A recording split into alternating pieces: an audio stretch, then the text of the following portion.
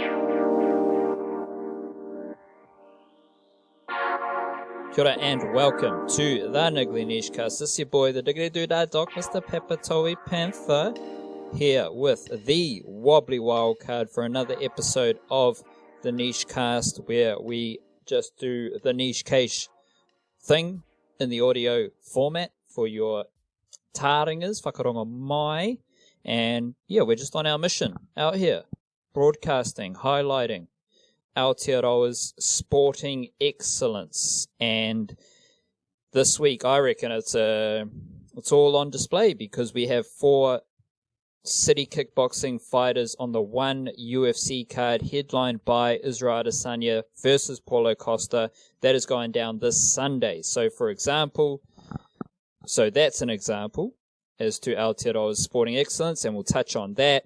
We'll touch on a bit of state of play discussions with rugby league, because we're just going to talk our way through the lack of international rugby league. I've got some ideas about some imbalances between within women's rugby league, but between Australia and New Zealand, the wildcards all over the footballing matters, the A-League, the Wellington Phoenix, plenty of state of play ideas going on there. So there'll be some pretty interesting general discussions going down around those two sports. Busy times because we've got the UFC coming up. The NRL's winding down, so maybe not so much interesting funk there because you got a top 8, you got a bottom 8, and that's already sealed. Cricket, IPL started. Although there's not too many Kiwis playing over there. Well, there's a couple Kiwis over there, but not many people playing. And I'm more interested in the upcoming White Ferns series. And so there's a couple of little pockets of genuine Kiwi sporting funk that we will explore with the Wobbly Wildcard. If you enjoy the Niche Cache and the Niche Cast, jump on Patreon, support us straight up the guts. Otherwise, just read our shit on the website and sign up to our Monday and Friday email where we deliver some extra bits and bobs and a bit more of a newsy current event style where we're just keeping people updated with Aotearoa's sporting excellence, Wobbly Wildcard. How go thee in the northern stratosphere of Aotearoa? Yeah, I'm fine. I have had a little bit of lessening of the old online output these days because I got banned from Facebook, as you well know, but our listeners won't. I upset the BCCI just doing my, general revolutionary acts, and they found a video from 5.5 years ago that they didn't like, and I can't post even on Messenger on my personal account net for another. I think it was 3 days. I think today's the last day, so I think I'm almost out of the woods here. Not that you're going to be celebrating or having a welcome back to Facebook kind of party. I'm guessing you it's a niggly thing strictly from a business perspective, but personally, I believe you don't give a shit. So literally, strictly from a business perspective, I have to ask you to share the things that I need sharing at the moment, but other than that, I don't use Facebook I just try not to use it as much as I haven't posted anything personally, like status updates or whatever, for probably 2 years, maybe longer. I don't know. It's not a major what's the word, speed bump in my day or anything like that. No, it's not. In fact, if I could use it not at all, that would be preferable for me. Yes, and given the ginormous drop-off in our niche cache views, we used to get a shitload of views from Facebook, and then those views kind of fell off a cliff, so it makes you wonder what the use of Facebook is right now, but we won't go too far down that rabbit hole. What has been a speed bump in my kind of day-to-day happenings at the moment, Wildcard, has been NBA playoffs, and I'm sure you've enjoyed the NFL coming back and that sort of stuff. I just for an example, I was watching an NFL, like a little bit of an NFL game, in between, one of the many ad breaks that happens in the last 5 minutes of an NBA game, whatever. And I was watching an NFL team and they did a kick or a punt, a kickoff or a punt. And then, I actually saw two examples. The first one, the ball stopped just in front of the end zone, and the players who their team kicked the ball, they all sprinted downfield, huddled around the ball, and just sat there around the ball. And I just wondered what the fuck's going on there. That's just so dumb. Your end game in that play is just to be around the ball. And that was followed by another one where they did the kick, the ball sailed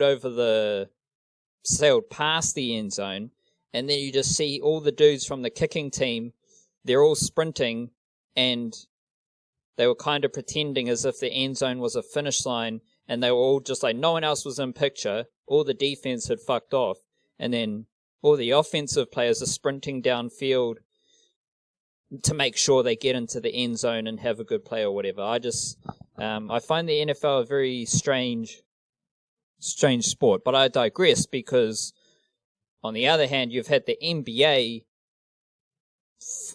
conference finals where everything gets so much more interesting. I think we've talked about this on an annual basis for a few years now.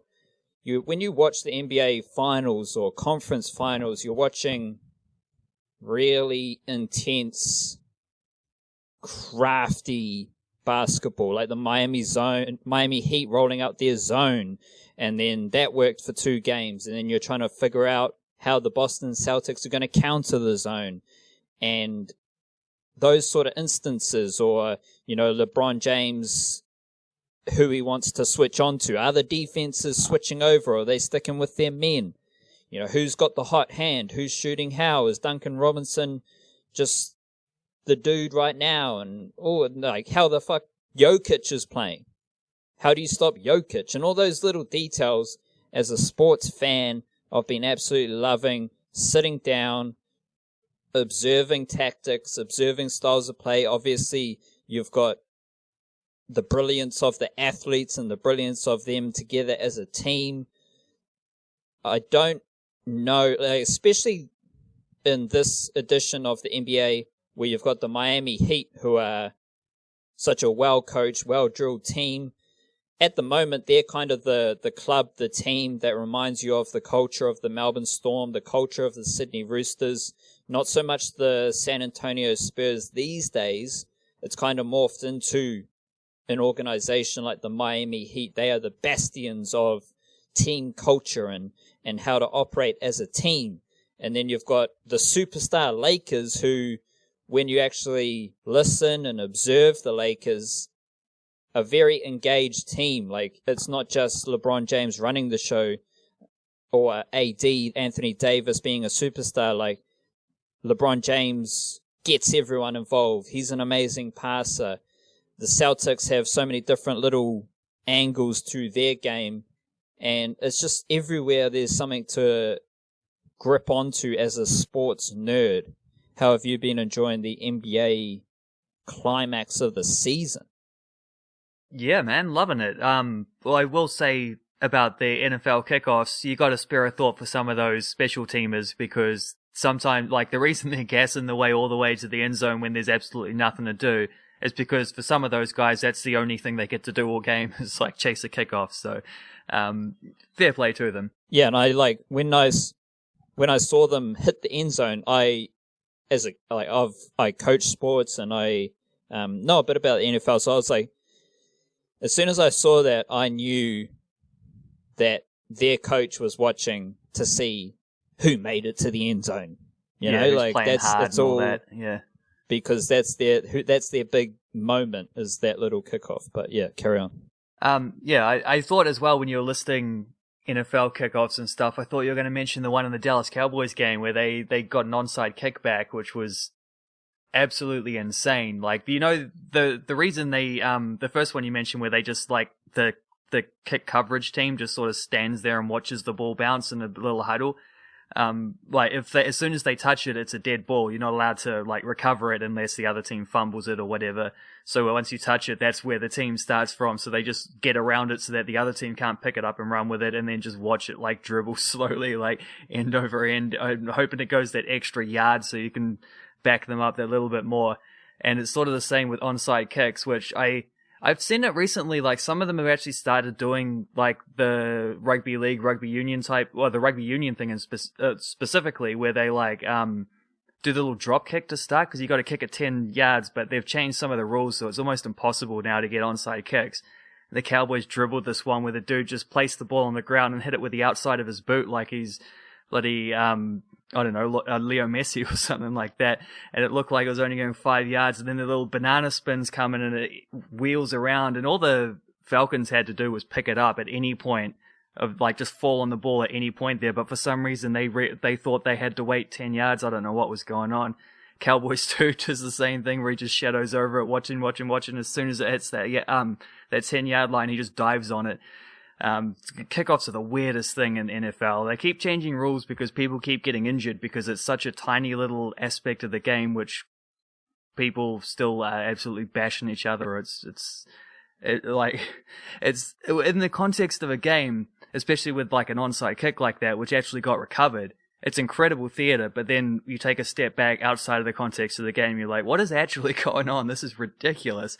Like, how do like 11 120 kg dudes all just like falling over each other to gather up this tiny little ball? It's absolutely ridiculous. But you could probably say similar things about watching NBA fellas battling for rebounds. I don't know, but I was sort of demoralized coming into the conference championships in the NBA, just because all the fun teams seem to be getting, well, just before that, when I still thought the Clippers were going to go through, it just felt kind of like all the cool teams had been eliminated. Like the Thunder were gone, the Mavericks were gone, the Nuggets were on the brink, and Toronto was out, and it just didn't. It felt like it was coming to this inevitable thing where just like the boring LA teams were going to play each other, just like everyone predicted before the season started, and it was just all like playing out as it like it's not fun when everything just happens exactly as you expect, because it doesn't feel like there's theater to it anymore. But then the bloody Denver Nuggets do the amazing thing and come all the way back, knock the Clippers out, which was just incredible online content that day. Like the memes on Twitter, on NBA Twitter, has never been like, NBA Twitter is always like go-to area of the internet after something amazing happens in basketball, and that was like an all-timer day when the Clippers got knocked out. And then bloody Miami Heat doing amazing things as well, and they're not a franchise I particularly enjoy watching generally, because I got residuals from the 2011 NBA Finals, I think it was, when the Mavs beat them. And so things got a little bit scrappy at times there, but they're such a fun team to watch, and you got to enjoy watching Jimmy Butler. And then you've got this Nuggets, like at a time when, like, this time a week ago, maybe a couple days before that, I remember talking to someone in my football team after the game, week before last, about how it was all just coming to this boring, inevitable conclusion, and then NBA being the NBA, they just like rip up the script and something crazy happens, and it's just, I feel bad for ever having doubted them, you know?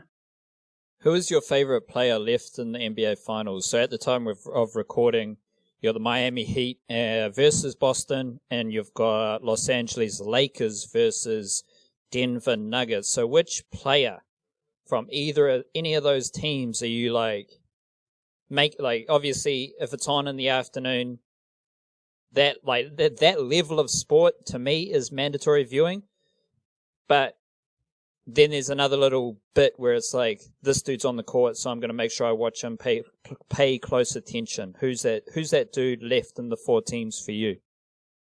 Oh, I mean, there's a few options, because there's not like a standout one for me where it's like an overall favorite. I mean, I've always enjoyed watching LeBron do what LeBron does, but he also plays for the team that's the least enjoyable to watch, just like aesthetically, of the teams that are left. But then LeBron James himself is a bloody marvel, so you got to admire what he does. I mean, watching, there have been times during the playoff series where like Nikola Jokic has just been like also on that mandatory viewing level, and Jamal Murray as well has had incredible moments, and Jimmy Butler too. Like, and I also, I don't know. I don't know if I can answer that question. I think every little team has their own little thing, except the Celtics, because I never enjoy watching the Celtics play, even though they're probably the like most free flowing, natural feeling kind of the teams there. They're also just an annoying team that have always been an annoying team to me for whatever reason. So,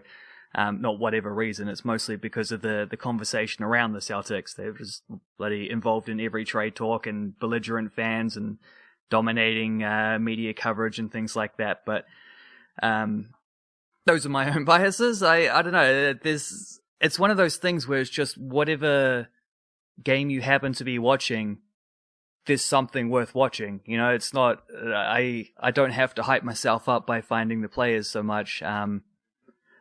But I will pick someone just to be fun, and I think that someone is probably Jimmy Butler, because there's just the story about Jimmy Butler. Like, watching Jimmy Butler play is great because he is a rare superstar in any sport, and this isn't even holding it against superstar guys. Like, they're superstars because the way they play works, but Jimmy Butler is one of those rare dudes who never cuts a single corner, and he's just an absolute psycho on the court, and like, that hasn't always worked for him. He probably, at this moment, I think a lot of Philadelphia 76ers fans are feeling like they signed the wrong dude when they let Jimmy Butler go, but there's a reason that happened. Is because he wasn't really merging with their younger players that they had, Embiid and Simmons, etc. And now he's found what, honestly, like, when that happened, I don't think anyone necessarily I mean, there's always someone out there. There's too many people who are incredibly intelligent about the NBA for no one to have thought that Pat Riley could have pulled something like that off. But when Jimmy Butler went to Miami, it was like, oh man, that's perfect. Like, that's the most Jimmy Butler team he could possibly end up on. And now we're seeing that at the back end of the NBA playoffs, where Jimmy Butler is being Jimmy Butler, and it's just bloody. I was going to say it's a joy to watch, but it's something else. It's not quite a joyful experience because it's such a grinding, aggressive, intense thing, but like, that's also what you watch, like, high-end playoff sport for. I will go with two. I'll go with Jokic, who, like, watching him yesterday, like, one of the last few plays of the game, and he just backs down Anthony Davis, and that's happened after you've watched him shoot a three, after you've watched him fire a few passes around. Like, just Jokic does something slightly different on nearly every time he touches the ball, and it's really, really fascinating to watch him in action. And the other is Goran Dragic, because Goran Dragic, every time watching him against the Celtics, he's a walking bucket. And the whole thing about the Miami Heat is that they have, well, like all the other teams at this stage of the competition, they got so many options.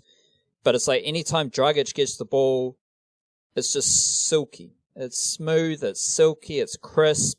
Whether he takes it, little layup, little, not a rambunctious slam dunk, just a little flick of the fingertips and it's off the backboard. He might shoot a little floater off the backboard. He might shoot a 2-pointer over the Boston Celtics center, Daniel Tice. Like, Goran Dragic is just super smooth, and I love that. I love Jokic, but as you said, like, there's fairly good players across everywhere, and it's fun times.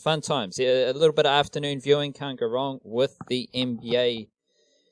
At this stage of the season, we do have White Ferns cricket coming up, so I do keep an eye on that. I will be covering that. They play games against Australia, and 3 T20s and 3 ODIs. That starts this weekend.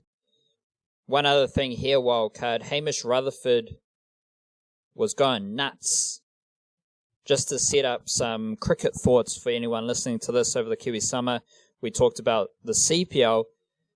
Hamish Rutherford has had scores. He's had like 5 innings of consecutive run scoring over in England for Worcestershire, although I think his time in England has come to an end and he'll be heading back to New Zealand. Just want to throw this out there.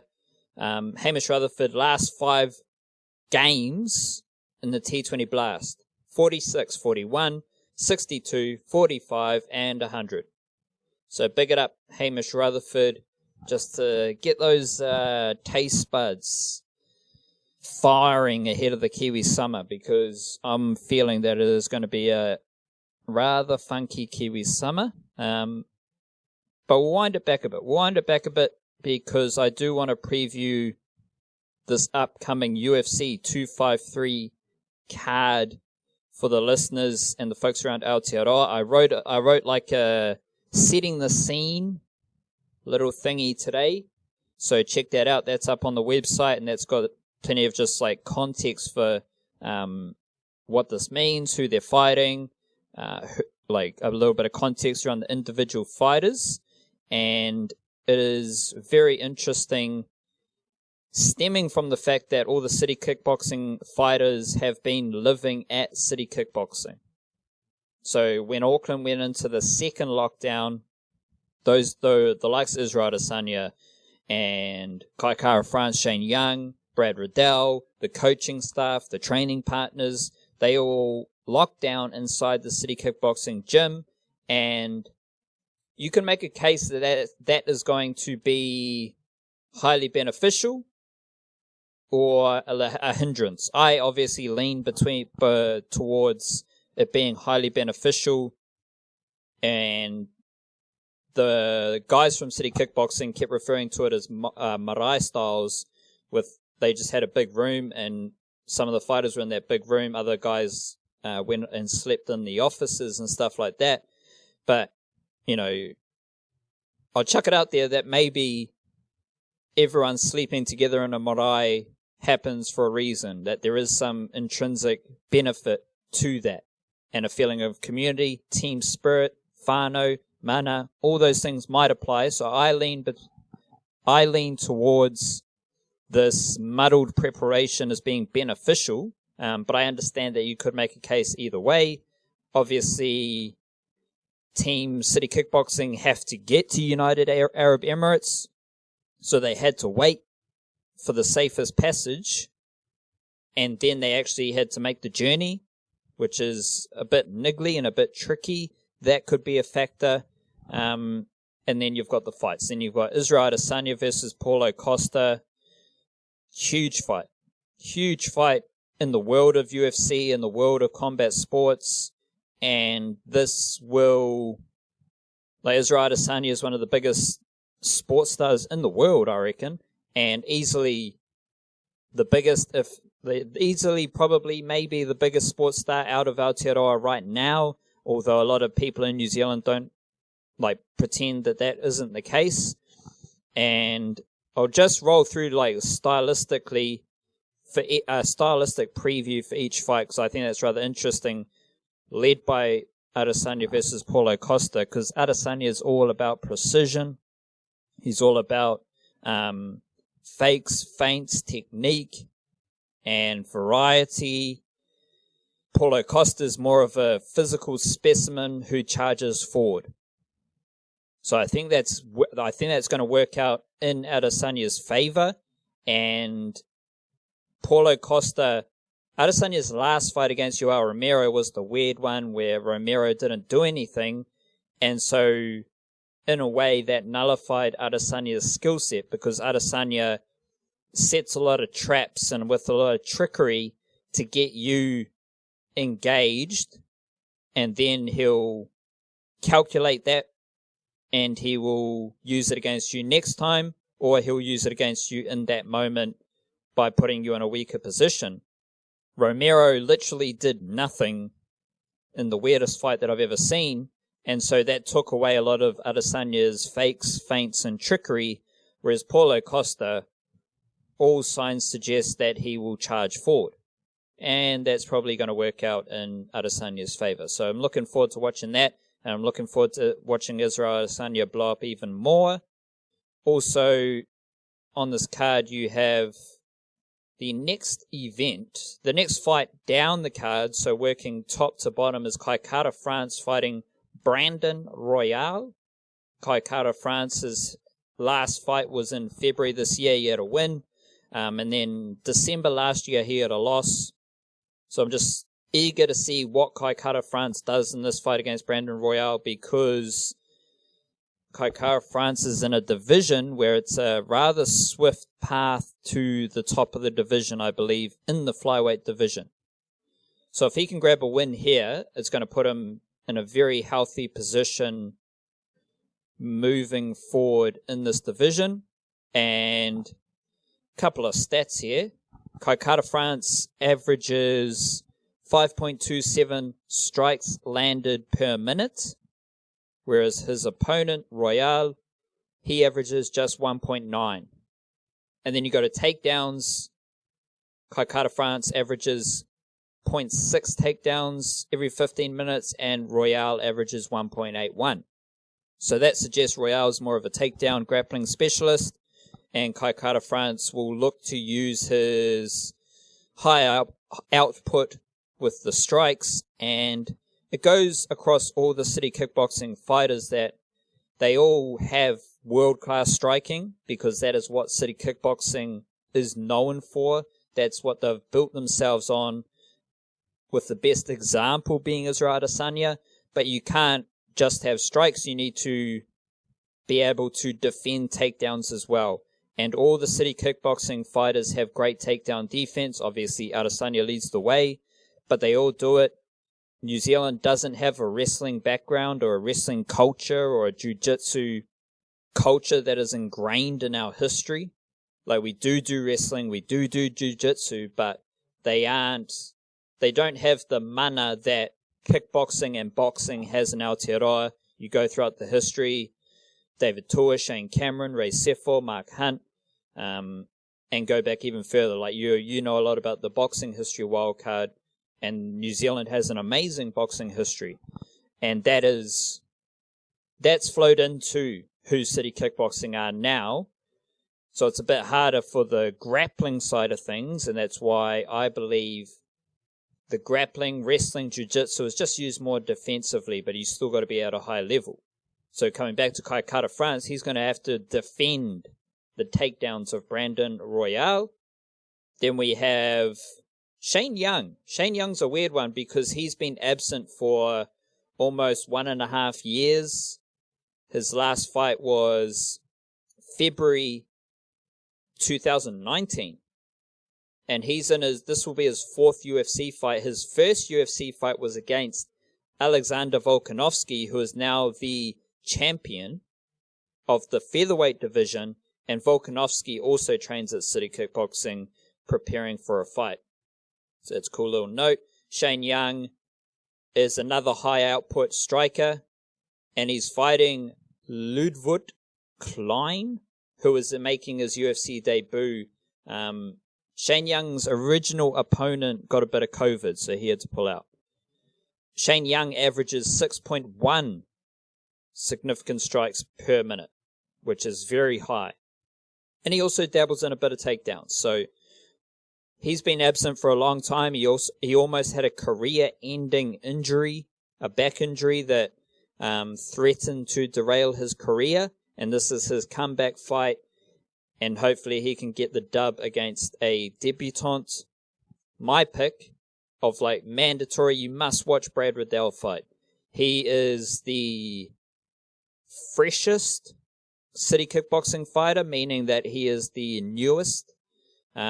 He's only got 2 fights under his belt. His opponent, Alex da Silva, also has two fights in his career thus far. And just like Brad Riddell, he's got his own YouTube channel, so he's dropping tutorials everywhere. He's a bit of a coach for city kickboxing as well, because he has cornered Alex Volkanovski in his 2 fights against Max Holloway. And he is fighting Da Silva, who is a bit of a takedowner, a little bit of a grappler. Brad Riddell's got far superior striking, but he's going to have to defend the takedown attempts of Alex da Silva. And all up, you're going to have Adesanya versus Costa. I reckon it's just going to be 2 talented strikers slugging it out. But then Kaikara France, Shane Young, Brad Riddell, they will need to mix in some of that city kickboxing takedown defense to grab their wins, along with the standard dose of world-class striking. And I believe this is the first time that there's been 4 fights involving fighters from Aotearoa on the same card. Couple previous events have had 3 city kickboxing fighters, so Melbourne last year, Auckland this year. They had 3 city kickboxing fighters on those cards. Now we have 4 city kickboxing fighters on the same card. Bit of a takeover happening there. And when you have 4 fighters on the same card, you got a bit of leverage with the UFC as well. So it's kind of amazing. Got to take stock, take a moment, sip on some gratitude. We're coming out of some hibernation times, and now we have this event over in the United Arab Emirates where 4 dudes from Aotearoa will be fighting on the same UFC card, and that's pretty impressive.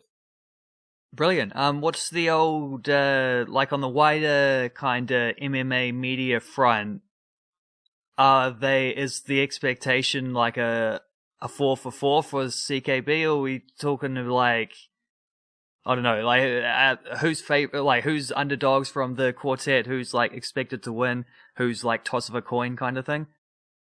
The only fight that kind of applies to is the Adesanya versus Costa fight, because like in the UFC, if you're fighting on the undercards or you're not such a well-known fighter, you're not going to get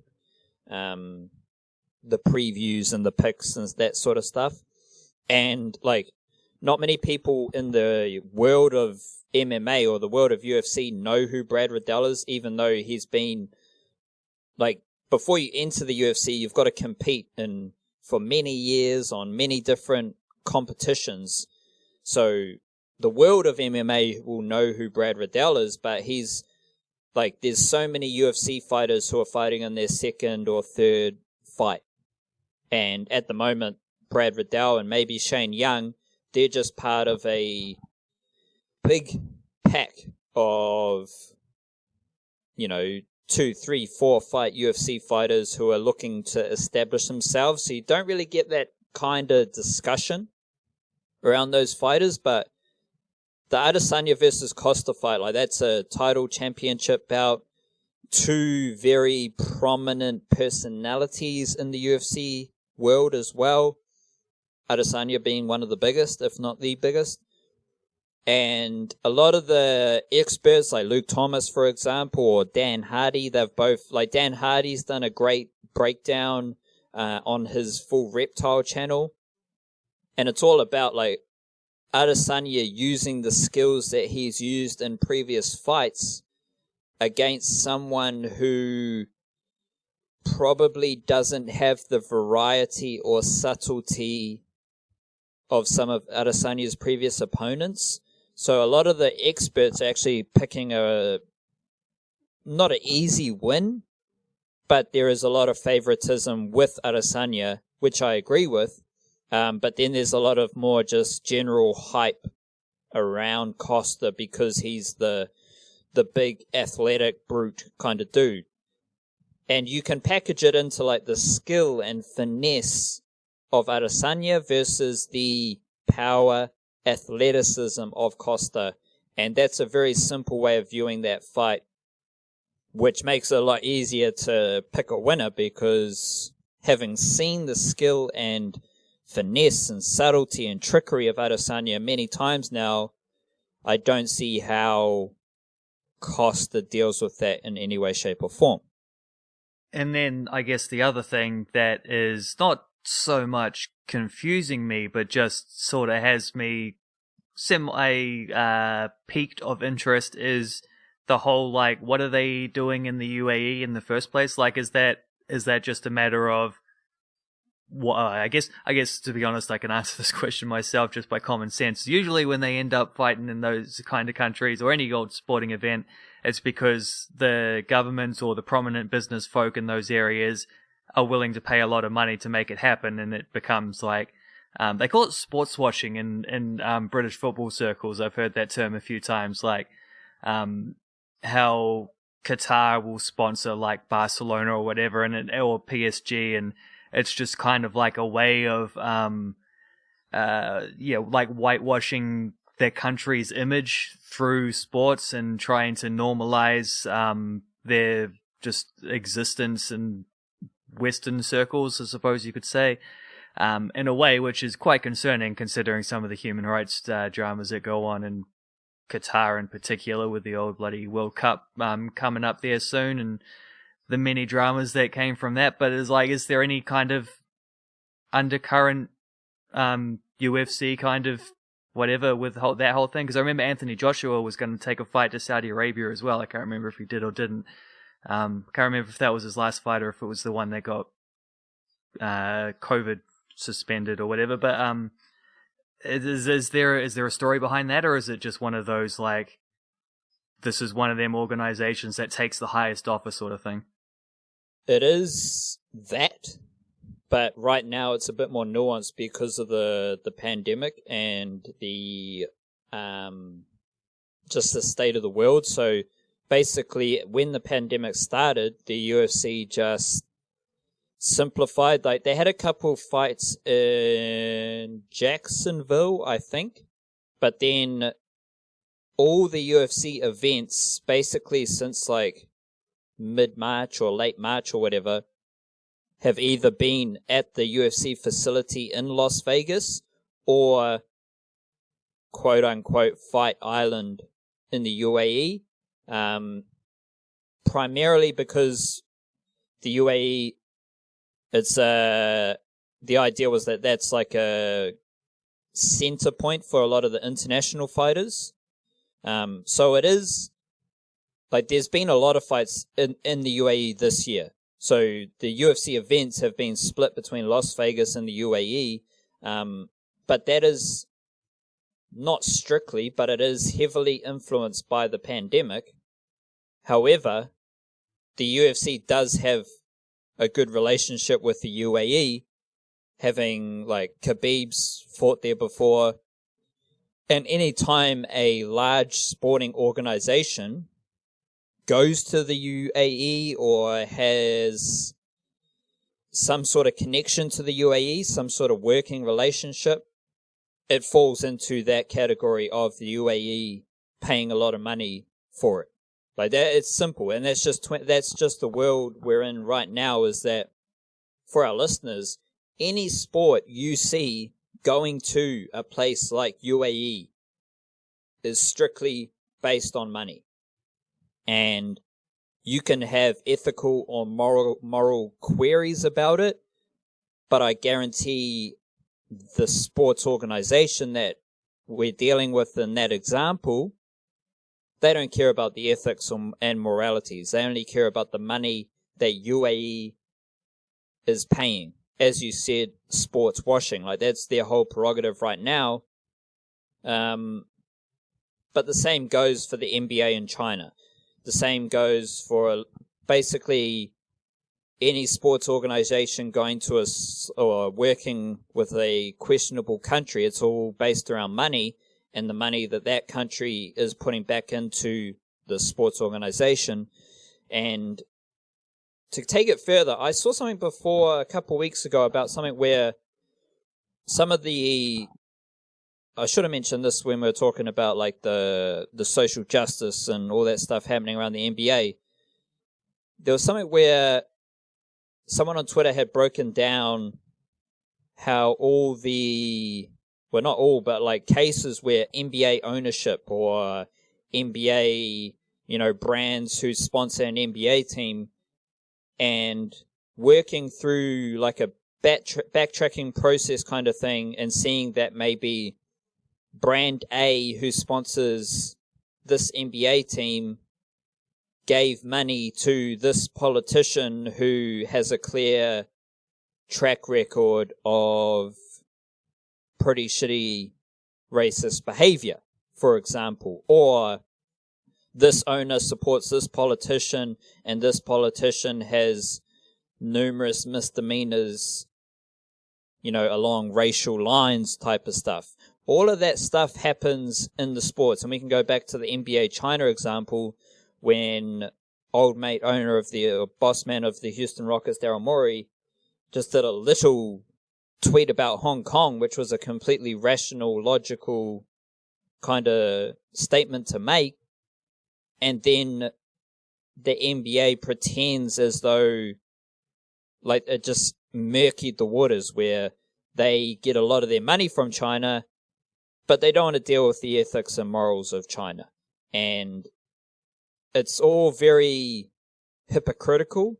And I'm just using the NBA as one example because I believe it happens across every sport, and that's why I'm feeling drawn to say this now, is that we just have to assume that that's how sports operate. And with that in mind, it's a very awkward conversation to have when we start talking about activism in sports, because you've got organizations, you've got competitions where they, on the surface, might toe the line, but then as soon as you dig deeper, you realize that their whole shtick is funded on questionable money, for example. And it's just a weird situation. So to come back to the UFC, definitely a case of sports washing. However, in the year of the pandemic, the UFC has leveraged their relationship with the UAE to be able to continue to progress, because one thing that I've stated about the UFC facility in Las Vegas is that that's the benefit of ownership. If you own your own facility, you make your own rules. So the UFC could continue to host events and basically say fuck everyone else, because they own the Apex facility in Las Vegas, which has everything they need.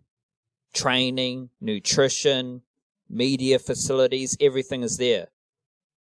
But they've also leveraged their relationship with UAE via that sports washing to double down on what they were able to do with the ownership of the Apex facility. Yeah, that's all pretty interesting stuff, because it's not just something that we have to assume. It's something that we know is true. That using that NBA example again, the majority of players, the overwhelming majority of players. This is actually something sort of similar to something I wrote in the newsletter yesterday, where I was talking about how I saw a Jason Isbell tweet, and it sort of sparked up a couple ideas in my head about he was just sharing a screenshot of some MAGA cat wearing types arguing about how all the good country musicians are all gone radical lefties these days, and whatever happened to et cetera, et cetera. And then someone replied to that guy. The screenshot was about 4 separate tweets, and someone else was like, "Why don't you try listening to Tyler Childers from Kentucky? He's great." And then Jason Isbell was having a laugh about that, because the next day Tyler Childers put out a Black Lives Matter song. And it sort of fits in with there's this kind of scene around Chuck Sturgill Simpson, Casey Musgraves, and Margot Price, and people like that, all in that same sort of bucket. None of them are flaming Republicans or anything like that. In fact, they're all on the very opposite scale, and it just kind of goes into this theory I've had for ages about how I think artistic people to be able to create art on that level.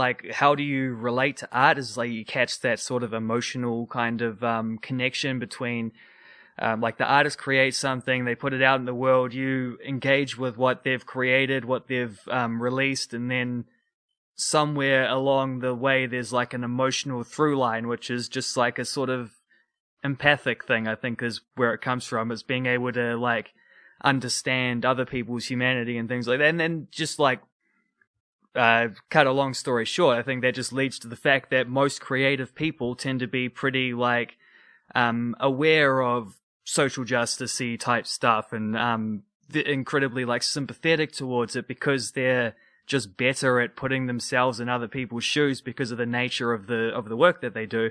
And I think it's similar with sports people as well. It's why we get a lot of creative types and sports people who are leading a lot of these conversations, is because like sports people as well often, for example, it's one area where people from marginalized communities get more of a voice and an opportunity to succeed, in which like, you look at as good of a basketballer as LeBron James is, you also look at as good of a like businessman as he's proving to be too off the court. He wouldn't have got those business opportunities if he wasn't good at basketball first. So like that's just kind of like not a kid growing up poor in Akron, Ohio or whatever like he did, you know. That's I just first of all, there's a lot of parallels between sports folk and creative types, and there's a couple of themes that we always talk about on this podcast is how good New Zealand are at producing both of those people in both of those fields. And I think there is that, again, like another through line between them, where it's just you get that level of understanding, and then even players who aren't from those backgrounds are teammates with people who are from those backgrounds, and you just have an open-minded kind of, or you're just way more likely to have that open-minded kind of thing, which allows you to then think more critically and not like taking, like dismantling the sort of beliefs that maybe you were imparted with just from like history or whatever. You're able to think critically about that and come to proper conclusions about like the fact that everybody's, everybody has sort of basic human rights that deserve to be protected, etc., etc. And that is first of all, that's a thing that a lot of people try to silence. If you don't believe in that, I think it's a bit of a weird impulse, but because I think this happens for a reason. It's because of those experiences that people come to these conclusions, which then should tell you that those conclusions are not just like easily dismissed, but whatever.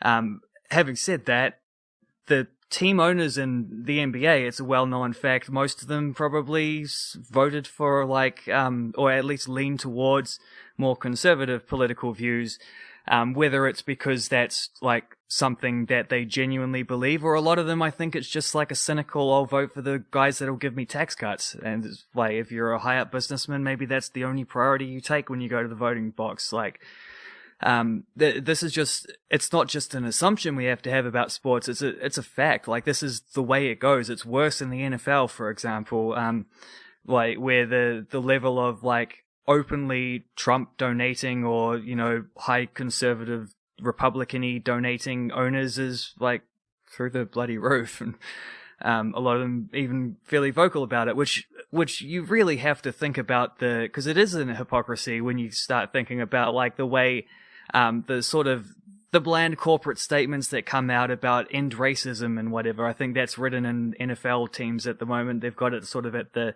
back of the end zone, end racism and Black Lives Matter. It's like, it's all good to say it, but are you going to do anything about it? Or are you even sincere about it if you also support people who are actively, whether they say it or not, actively opposing these kind of things? Like, it is an immense level of hypocrisy, and it's there through all sports. It's not just an American thing. You can see it in the Premier League. You can see it all, Champions League, etc. You can see it in cricket, for example. You can see it wherever you look. Anywhere you look, you're going to be able to see it. It's just sort of, it is a thing we kind of have to acknowledge about sports.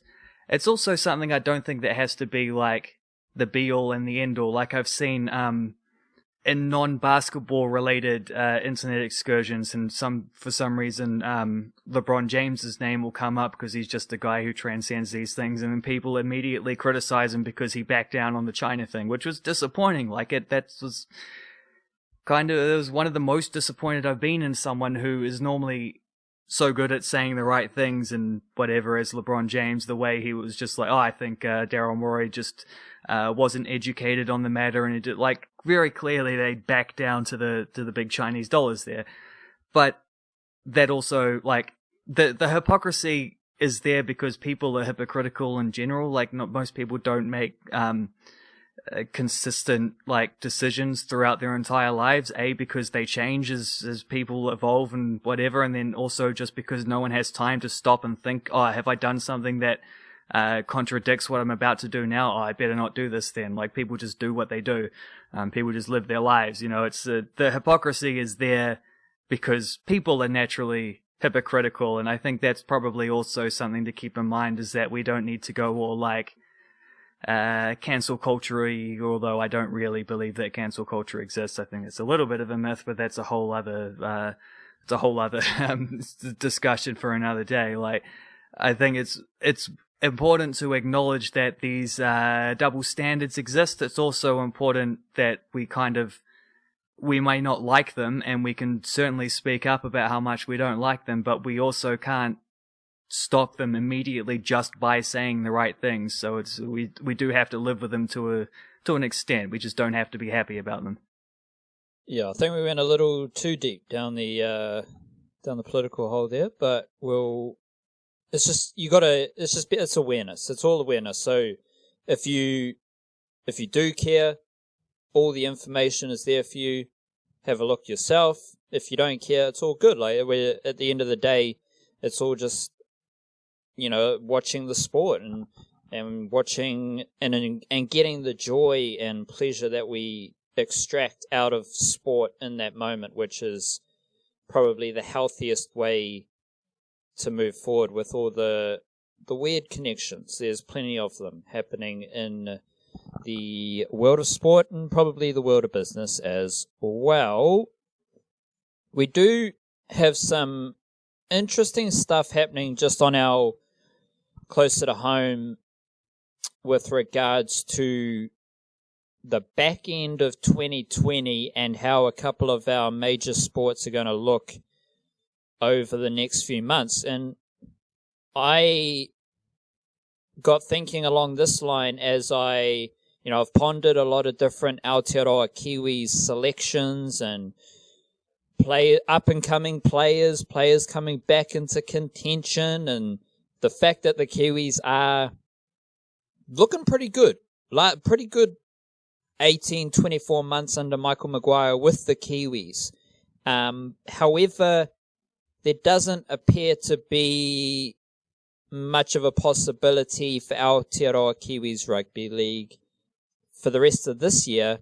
Meanwhile, Australia will play a State of Origin series, and that's relevant because when I look at the upcoming NRL women's competition, where you have a Warriors team that has 5 players from Aotearoa who travelled across, did the isolation thing. Off the top of my head, Madison Bartlett, Georgia Hale, Canyon Paul, Crystal Tamarua, and Hilda Peters are the 5 players. And the rest of the women's squad, the Warriors women's squad, is made up of Australian players. A couple Sevens players and just players from around Australia. And I highly doubt, if that is the case, I highly doubt that other players from Aotearoa will be playing for Australian teams, which has been the case previously. You've had Hani Hirami play for the Dragons, Tuila Fotumoala's played for the Dragons and the Broncos. You do have Kiwi Ferns players who are based in Australia, and they're going to play. Someone like Racine McGregor, who's the Kiwi Ferns halfback, she's signed on to the Broncos. But I highly doubt you will have the players based in Aotearoa joining an Australian club, because we've seen there's only 5 players who wanted to make the move with the Warriors.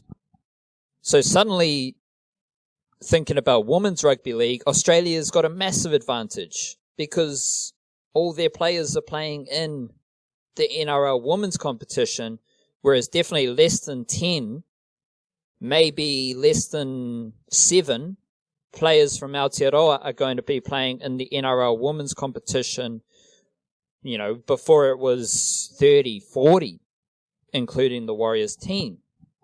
So there's a disparity in kind of opportunities available there, and there's a limit to what can happen in Aotearoa. So the New Zealand Rugby League, they announced that, the Kiwi Ferns are going to play Whetu Samoa, which is great, but the Kiwi Ferns will probably win that kind of easily. And I'm not even sure which players will be available.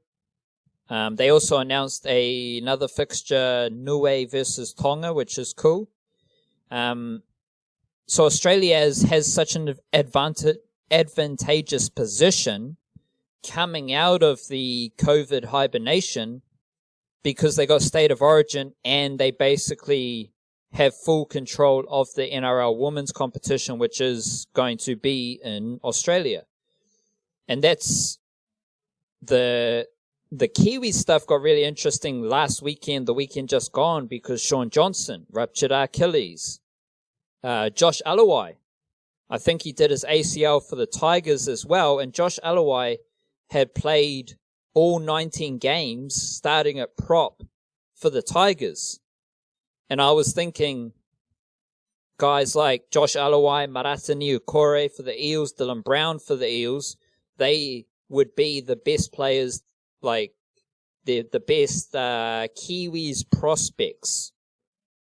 But there's no Kiwis footy, so there's no chance to see like who will replace Sean Johnson. Like you could have Jerome Hughes and Benji Marshall. You could have Jerome Hughes and Dylan Brown. You could have Dylan Brown and Benji Marshall. Maybe Kieran Foran's available. But there's no Kiwis footy. So it kind of impacts how I think about the Kiwis because there's so much Kiwis funk. Like I've talked about it on the podcast nearly every week. The depth available, all the centres, all the halves, all the middle forwards, it's all there. It's all available. But it doesn't seem like it's going to come into fruition this year. So I've kind of been thinking about that wild card with how in rugby league, New Zealand is at a disadvantage to finish 2020.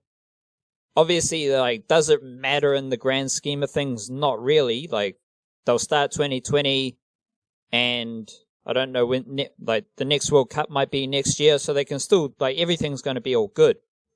But from, engaging the fans and, for the good of rugby league, not ideal. Whereas you flip it around, for the New Zealand rugby, the All Blacks, Super Rugby, Mitre 10 Cup, I think that's all been amazing. And they're figuring out whether, a rugby championship can take place or not. Regardless of that, New Zealand rugby is in a great position because everything's been able to be kept in Aotearoa. All the talent's in Aotearoa. And you've got a Super Rugby format, then you've got the Mitre 10 Cup format. Whereas you look across the ditch to Australia, and in rugby union, I think it's a different situation. In rugby league, Australia's in the advantageous position, and New Zealand, despite an amazing wealth of talent and just the best rugby league Kiwi Ferns times that I can remember, New Zealand has been heavily impacted by the pandemic. In rugby union, it's the opposite. Everything's amazing for New Zealand, where in Australia, they're trying to figure out their format. They're trying to figure out broadcasting deals. It's just a bit more tricky. It's a bit more niggly for rugby union in Australia. I'm not sure about cricket. Obviously, we're coming into the summer. Australia's been playing games. New Zealand's one of the few nations that hasn't played games after the COVID pandemic stuff, so that's a bit interesting. But I think it flows into football as well. So do you have any little thoughts or ideas based on the rugby league stuff that I talked about before we compare it to what's happening in football? Well, I think they're one and the same because what you've got, what you just outlined, how Australia seems to have an advantageous position in rugby league and then New Zealand seems to have it in rugby union. In football right now, both New Zealand and Australia are in a terrible place. And it stems from, I mean, obviously there's all white stuff. Like, they were meant to be playing Belgium. That game was announced like a couple months ago, and then now it's come to the point where they're not only were they hoping to play Belgium, they're hoping to also play Mexico in the same international window. But now it's just they've had to cancel that because it just wasn't going to be feasible. Like, they couldn't get enough of the players released, and travel restrictions and whatever wasn't working. It came to the point where they just kind of had to pull the plug on that, which is disappointing. They do at least still have that in November. They do still have the England game where situations for travel are just a little bit easier, just a little bit simpler with some of the quarantines and whatever. And plus, like, if you're Joe Bell, for example, he's a name that was mentioned the most, I think, in having to do these, because, like, playing in Norway, to leave Norway, he'd have to come and do, similar to New Zealand, he'd have to do like a 2-week quarantine when he comes back. So he's got an international window. He'd leave, hang out with the All Whites, play a couple games, go back to Norway. He'd miss 2 weeks of club football during quarantine. Then he'd have 2 more weeks of club football where, if he's lucky, he'll get his spot back in the team. And then, like, another international window, another few games, go back, 2 more weeks of quarantine. He's going to miss a month of football in that case. This is his first season as a professional. He's trying to establish himself. You can understand why that was going to be tricky for someone like him, who probably, I think, judging by the decisions we've seen him make before, like, this is a guy who turned down the chance to go pro a year earlier than he did in order to finish another year of university in the States. Like, this is a very pragmatic guy who's probably, I think, through consistency of whatever, I think he probably would have been someone who would then just, like, say, well, I can't play both these windows. I'm going to pull out of the first one or whatever. So from that perspective, like, it just became untenable for the All Whites. So it's understandable if disappointing. At least they do still have games later in the year, unlike the football ferns who aren't going to get anything before the end of this year. They did at least get some games at the Algarve Cup in March, I think it was, like just before the lockdowns all happened. They really snuck that one in under the buzzer. But they've got a Olympic tournament next year. Then a team that still has a lot of work to do based on what we saw at the World Cup. They got to figure out they're scoring some goals. They got to get they got to get some training sessions under their belts to get where they need to be, and they're just not getting the opportunities to do that. The positive thing from both these aspects is at least we are talking about a lot of players who are mostly playing professional football right now, so they are still playing footy at a high standard, developing themselves as players and human beings and all those things, so hopefully that does the trick. But international football's in a tricky place. But then you come back to the A-League and it's like, okay, the international stuff, that's a breeze compared to what's going on there. And like, the A-League got their basic income absolutely slashed when Fox Sports just held them to ransom, put a gun against their head during lockdowns and said, like, we don't really like the football in the first place. Like, it's a pretty poorly kept secret that they're the higher ups at Fox Sports, at Foxtel, are pretty ambiguous at best about their football coverage, considering they just pumped heaps of money into bringing over the cricket stuff in Australia, and they just kind of don't treat the football stuff on anywhere near the same level, and then it doesn't get the ratings, and it's a vicious cycle because, like, on the one hand, they're not promoting on the one hand, it just doesn't get the ratings, so therefore they don't rate it highly and don't put the effort into it, but then not putting the effort into it means they continue to get worse ratings, and it becomes like 6 of one, half a dozen of the other, like, who's, like, everyone's just kind of letting the side down in that regard. And so they renegotiated their broadcast deal, I think only for a year and a half, so the restart and then this upcoming season, and after that, the A-League is kind of hoping they can, by the sounds of it, kind of hoping they can come up with some kind of independent, like the Premier League Productions type model, which they can on-sell. They do the production in-house, it'll save costs and build profits and whatever. Believe that when I see it, but, like, that has significantly slashed the amount of money that's in. I think I'm right in saying that Hyundai are no longer the sponsors of the A-League as well after the season finished, so there goes another big chunk of money. Teams don't have much to go around. Salaries are going to have to come down, but because of the break in salaries and whatever, they've had to redo the collective bargaining agreement. So they had like a temporary agreement in place to finish last season, which a lot of players took big pay cuts in order to get it done, just because they want, unfinished business and all that. But now they've got to negotiate permanent pay cuts, and it's difficult, and there's been a lot of back and forth, and there's been statements in the media, and there's been stuff like bit of bad blood between like players don't want to take the brunt of it, but then owners can't afford to pay the bulk, and then I don't think it's so much about whether like pay cuts are going to happen regardless, it's how it's done. And some of the things that were leaked out about the last CBA that was put forth were concerning in the way where it just seemed like teams would still be able to pay their best players most of their money in order to retain them, but then players at the back end of contracts would be suffering because they'd have to take the bulk of the pay cut. They're already, I think most of them are already only earning somewhere close to the average wage at best in Australia. Guys at the end of the roster would be nowhere near that. It's troublesome, and they're certainly going to have to shrink squad sizes, and that is almost certainly going to mean fewer imports as well, which all of this comes back to the Wellington Phoenix and having let go Stephen Taylor, one of their highest earning players, and Gary Hooper's also left and not likely to be replaced. They do have David Ball and Ulysses Davia under contract for next season, but will they want to have a chat about things once pay cuts come through? At the moment, they've just got to organise a CBA, and they seem to be at a bit of an impasse there, so I don't know what's going on there. Phoenix are obviously going to be hampered pretty significantly because they're already one of the smaller market teams going on there. And right now, a professional sports person doesn't only get paid when they're playing games, they're getting paid throughout the year. And right now, these players are not necessarily getting their livelihood because there's no collective bargaining agreement in place, which is kind of leaving it up to clubs to pay what they can afford and trying to do stuff on good faith. Some of the richer teams are promising to honor the contracts that were already existing up until that becomes something else. But most clubs can't do that. So they literally can't afford to do that. The Phoenix, there was a report on Stuff, I think, last week. The Phoenix have received over $1 million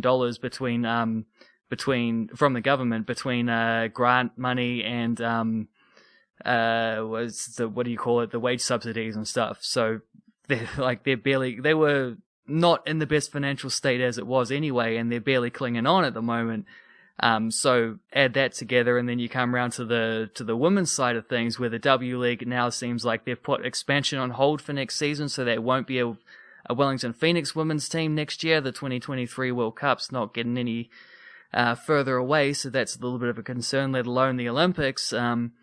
But which I think is you think about it from the W League perspective, I think that's a missed opportunity, because they're at a time where a lot of the best Australian players are all all gone and signed in England or in Europe, and those are the players that bring the fans in. Those are the players that bring the hype to the competition. Sam Kerr's not going to be there, Steph Catley's not going to be there, etc., etc. They've also now missed out on the opportunity to add an extra fan base into the thing through the Wellington Phoenix, and bringing in, as much as anything, the standard of players that New Zealand has, who are just sitting just below the professional level at the moment and begging for these opportunities that weren't going to come their way otherwise. I think that's a little bit of a missed opportunity from the W League's perspective, but to be honest, it's one defined by money, and the Phoenix can't really afford to do it right now. They would have also had to go live in Australia for the whole time, be based out of Sydney, I assume. And then the other thing is they don't even know when the seasons are going to start. They were hoping for a December start, I think, with the Fox having pushed them back to do more of a winter season. That sounds like they won't start before the new year, at the very least for the A-League. The W League, don't know what that's going to mean. Are they going to have one less round, or when are they actually? They are committed to having a season, but don't know when, don't know where. Don't know how many New Zealanders will get to be involved in it either. Rebecca Stott's playing in England now. She's joined the W League Exodus, so none of this stuff is very pretty, but it does kind of follow on similar and probably worse, to be honest, than some of the rugby league ones we were just talking about.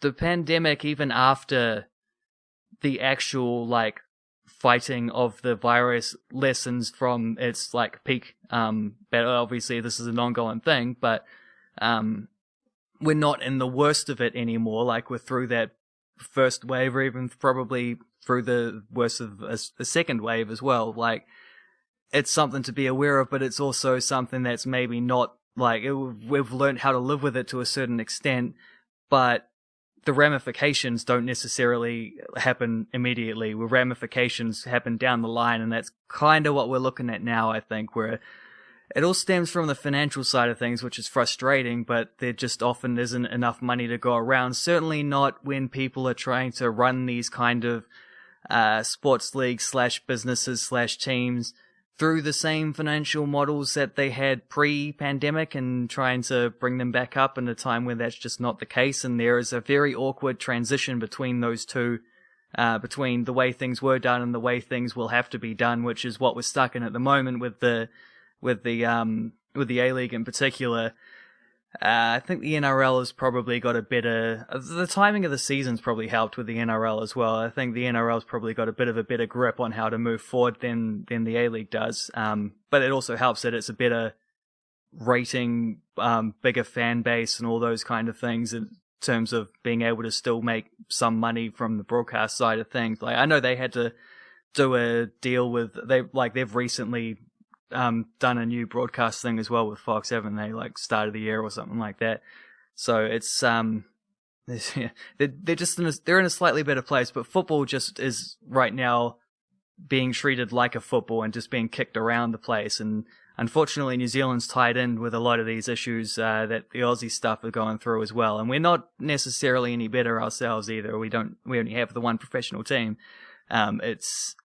It might be one that's best, like the best course of action as a fan might be just to bury your head in the sand for a couple months and just ignore whatever comes out of the A-League, because it might well get uglier before it gets better. It will get better, like it will get to a point where the Phoenix are playing football again, I'm sure of that, but it might be safer just to avoid those kind of updates for a little while. Or if you don't want to, just read the Niche Cash stuff, where at least we'll try put the stuff into some context about it all. Though all those have like a connection to New Zealand, cricket, the broadcasting situation in Australian cricket doesn't relate to New Zealand, but it's one to keep an eye on for those in New Zealand, because there's stuff going on around broadcasting the Big Bash, and what is relevant there is that how influential the broadcasters are in setting up formats and structures and how the competition is built. It's not necessarily it's like Cricket Australia building the competition. They are building the competition in relationship with the broadcaster, because the broadcasters pay so much money and they want the best bang for their buck and all that stuff. Like when you sign on with that broadcaster, as we're seeing play out now after the pandemic, as soon as you sign on with the broadcaster, you're giving them some level, I'll be generous and say some level of control with how your sport is run, with how your competitions are run. So if this stuff does interest you, tap into what's happening with Cricket Australia. Obviously, you got stuff with the A-League, and I don't think there's such a drama in rugby league. I think there was a bit of a situation with rugby union in Australia and trying to find the broadcasting spot for that, because rugby union and football aren't the most popular sports in Australia, and I believe the broadcasters became aware of that at some point in time, and that's where a lot of these issues stem from, is you've got the governing bodies maybe think, especially rugby in Australia, like they think they're the greatest gift to like sport, which is actually funny because there's another little story out of Australia that people can dive into, is a situation with Joseph Suwali, who is a phenomenal, freakish talent. He's only like 16 years old. But there's a battle between the Rabbitohs, South Sydney Rabbitohs, and Rugby Australia for his services. Like, this dude could dunk when he was like 12 years old. He's a freak of a talent. And the codes are like battling for his services, his talents.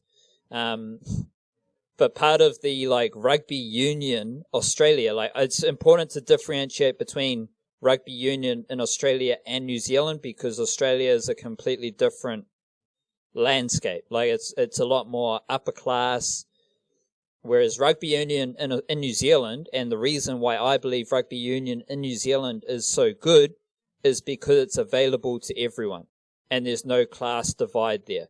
Whereas Rugby Union in Australia and in England, and from personal experience even in like South America, very upper class. And the Rugby Australia, their like pitch to Joseph Suaalii was that you're going to be able to travel the world. Rugby's a more respected game around the world. You're going to be able to go to the Olympics, and you're going to be able to travel to France and like stuff like that, which is very pretentious and typical of stuff of rugby union stuff in Australia. And that's a very interesting battle going on. And the reason I brought that up is because there is that rugby union in Australia kind of thinks that they run things that they don't necessarily run. Like, it's in the sporting landscape in Australia, I reckon rugby union is slightly ahead of football. And then it's a big chasm, a big abyss between those two and AFL, rugby league, and cricket. And so what I believe we're seeing across the ditch is that some realities are coming home with the popularities of sport mixed in and intertwined with how much control you give up by signing a massive broadcasting deal with this broadcaster. Because going back to the ownership idea, and you talked about like in-house broadcasting possibilities, just kind of brainstorming, maybe that's the way to go in the future. Because everyone just assumed that salary caps would keep increasing because the broadcasting deals keep increasing. And I was always curious, like, are we just going to see the broadcasting deals get bigger and bigger and bigger? Like, it would be foolish to assume that everything just gets more and more and more and more. And so I was always pondering, like, how much money would be flowing in these sports, considering the uncertainty year to year or broadcasting deal to broadcasting deal. And that just comes back to ownership. Like, we see it more at like a grassroots level, where sporting organizations broadcast their own, domestic. Auckland Rugby League broadcasts a game. Hockey New Zealand broadcasts a game. There might be a football game, like these organizations take it upon themselves to broadcast their own sport, and they're not looking to Spark Sport or Sky Sport to show their game on TV. No, they just get their own cameras, chuck it up on YouTube, and it's done. I do wonder at what stage, at what level, that kind of in-house capabilities becomes a huge factor with the more professional level. Because then the counter to that is that you're not going to get $400 million coming in from a broadcaster, but you can make up for that yourself with your own maybe paywall, or maybe selling advertising on the broadcasting and stuff like that. But one of my main takeaways coming out of the pandemic times of 2020 is about ownership. And if you're a sports organization and you are in control of your own in-house broadcasting setup, a lot of what we've just discussed over the past hour or so it won't apply in an emergency. It won't apply at all, because you won't have to deal with it. Like, everything is just handled by yourself. And all these issues across all these sports kind of comes back to the broadcaster getting antsy because they're not getting the value they paid for. Like, even the NBA. NBA bubble had to go ahead because the broadcasters paid X amount of money for X amount of games. The reason the UFC had to charge ahead is because ESPN paid X amount of money for X amount of fight cards, X amount of events. And so to get that money, you have to have X number of events. For the NBA to emerge healthy from 2020, they had to have a season. So it's like all these dramas stem from how the pandemic impacted a schedule, and then what value the broadcaster puts on the leftovers. That's where the niggle is. That's where the angst is. And it's rather interesting upon reflection. It's immensely interesting, and like just to prove the point on the NBA thing, like where did they end up coming to the arrangement for the bubble? It was at Disney World in Orlando or whatever it was, and who happens to be the major broadcaster of the NBA? Like, not the only, there's TNT does a lot as well, but ESPN. And who owns ESPN? Disney. Where were they again? Disney World? Yeah, that's right. Like, that's not a coincidence. That's a very, like, in fact, that's just a wide open window letting you know exactly, like, where the shots were being called, or at least what the priorities were in terms of getting things back. Like, the NBA wanted the season to finish as much as anything, because there were a lot of players that need to be paid a lot of money, and a lot of, it's just a whole big industry with a lot of other people involved, like employed in so many different ways you wouldn't even like think of it just off the top of your head. But then, of course, like they would be, and then it's even more so when you get into like I remember. Do you see the thing about when the Houston Rockets got knocked out and Rajon Rondo's brother William, one brother's called Rajon and one brother's called William. And William Rondo did the little, like, wave bye-bye thing to Russ and then got booted out. And they were like, why is his brother there? Apparently he's there because he's, like, the NBA's appointed, like, barber liaison. Or so, like, he's there in an official capacity, arranging how players are going to get their haircuts and which barbers to use and whatever, which is just goes to show, like, the absolute depth they went to, like, thinking of everything to make that NBA bubble work. But, it's also a very, very rare thing where the NBA is such an industry that they can actually afford to do that. Looking at this Australians bleeding into New Zealand sports landscape, and it just feels like there's a whole lot of like, this town ain't big enough for the both of us energy, and the sports that are well established are going to be fine, and the stuff below that is in a very, very precarious place, and that line is drawn under, as you rightly say, like that line in Australia is drawn under cricket, NRL, AFL, and rugby union is delusional in Australia about where they stand. Football is incompetent about where they stand. Like, there's no reason. There's, like, absolutely no logical rhyme or reason. Okay, there's historical, like, biases that come into why this has been the case, but there's no reason in the year 2020 why football should be only, like, a second-tier sport in Australia. Because football is huge. Like, you look at, just like the immigrant populations in Australia alone could prop up the sport to a major level, let alone, like, just like the rest of the population. It's the biggest, like, grassroots participation sport in almost every country in the world, and Australia is not really any different. New Zealand's certainly no different. There's no reason why the A-League should be struggling in the way that it is and treated like a second-class citizen by its broadcasters. But they've just, the A-League itself, ongoing trend, have never been able to tap into that like grassroots football culture in Australia. They've never been able to do it in the right way.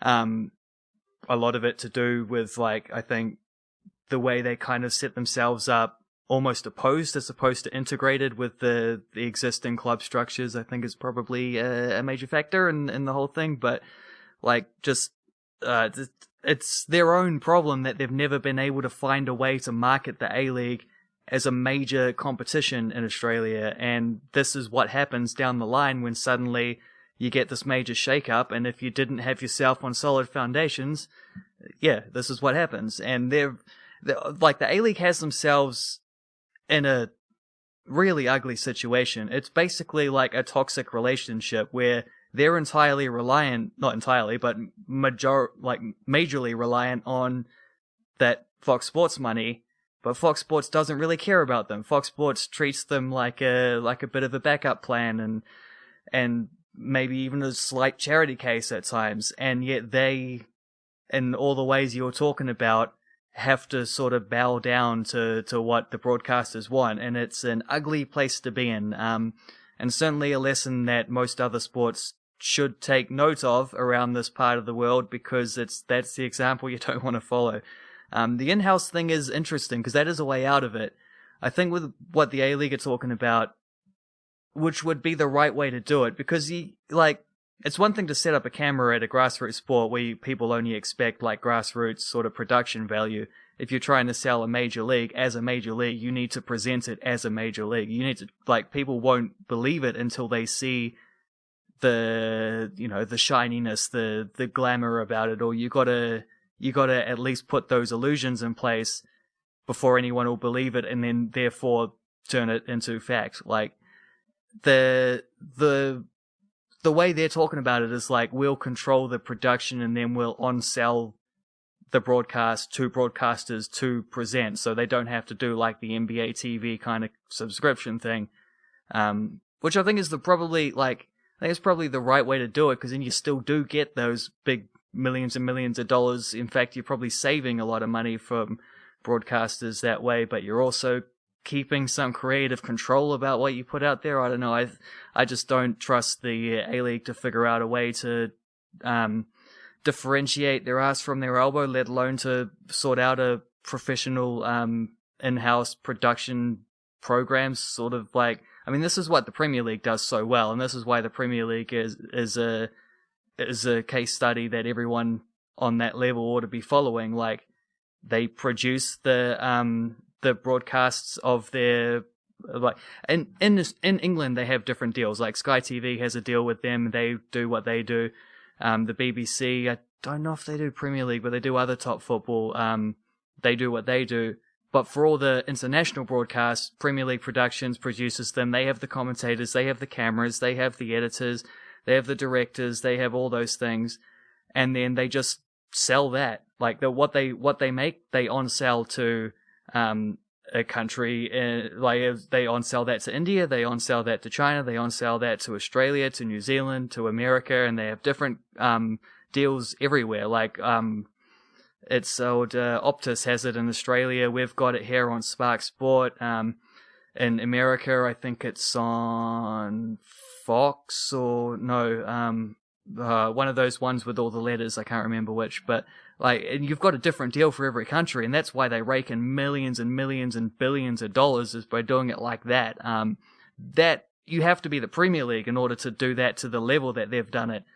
But I do think that's a model worth keeping an eye on, at least, because I can see ways in which a lesser, even in a league which is mostly only going to be viewed in the one country rather than something that's like legit global, where like the Premier League global viewing figures would absolutely dwarf what happens in England, even though it's an English league. Like, I don't know, I can see a way in which that works quite well. I just, the problem is that the leagues and the organizations that need to do it are the ones that probably wouldn't know how to do it, or wouldn't have the initiative. Yes, indeed. And we'll wrap it up there, but I am intrigued as to how things unfold in New Zealand over the next 6 months. Because we do have the first summer of Spark Sport broadcasting the cricket, and there is a variety of different, like, all the sports have some level of just like, how are you working in the summer? What are you doing in the summer? And I think it's going to be a very interesting to come back to the UFC, but setting the scene. We've come out of, by all accounts, fairly weird 9 months of 2020. So in a couple more months, what's your sport in New Zealand doing to set the scene, set the table, get yourself ready to move forward, and how you're going to do so. And I think the biggest one of all those sports, well, you've got various like fixture intrigue with rugby league and rugby and that and football. There's the mechanisms of those sports are very interesting, but the big one is cricket and how, just how cricket looks this summer, whether it's exactly the same or whether there are a few different aspects of it, whether it's maybe there is some impact on cricket that we simply aren't aware of. I don't know, but yeah, very interesting times. And that was a bit of a look at the world, the business of sport in New Zealand and Australia, and how it's all related and intertwined and connected. So, wasn't mad at that discussion at all. No, and I think that the point you just ended on there about like Spark Sport and the cricket is low-key enormous, because it was something that was announced before the pandemic, but it's something like, so it's entirely unintentional, but like what they were just trying to do is set up Spark Sport in the marketplace in New Zealand, and what instead they've been put in a situation to do is not only that, but they're also kind of now suddenly showing potentially a way forward. Like if a major, because we've seen like the Premier League rights bouncing around, for example, and things like that. And okay, that's one thing, but the Premier League is like in New Zealand, specific, passionate, fan base. Like it's kind of an encapsulated little area, but cricket is kind of ubiquitous in the summer. Like cricket's everywhere. And if a major, like the second biggest sport in the country, arguably, the summer national sport, if that is successful on a broadcast level, which doesn't include Sky TV, I think that could have ramifications far beyond what Spark Sport themselves are trying to achieve. Like, but if it's not successful, then we go backwards in time. I don't know, but I don't know how that works. But it is fascinating. Like it's legitimately fascinating how that's going to work, because I think there's a lot of other sports who, if they weren't already paying attention to how this might work, then they certainly are now in the sort of post-pandemic stages. Definitely. And in a way, it could, like what happens with the cricket stuff could be an interesting end to 2020. Like it's the perfect way to end 2020 is cricket, but with the first summer of Spark Sport and how it all looks, whether it's, who knows, like people, the public might just not respond to watching cricket on Spark Sport. There's a variety of factors, whether it's people's money, whether it's, they just want to go to the game more and stuff. Like there's all sorts of different factors that could make it a failure, or, it could be a groundbreaking moment for broadcasting in New Zealand. So it's, to me, whatever ways it goes, whatever other options or estuaries there are to branch off of that idea, however you want to package it, the first summer of Spark Sport, Black Caps cricket, to me, feels like the perfect way to end 2020. Not saying that that's good or bad. It's just like a fork in the road that I think applies to 2020 very nicely. So will be interesting. Will be interesting indeed. We'll be back next week for another episode of the Niche Cast. We'll have an NRL finals preview. We'll be recapping the UFC from the weekend. There'll be far more actual, interesting, funky sports to touch on, and we'll get back into that little groove. Until then, kia kaha, stay beautiful, and cha-cha.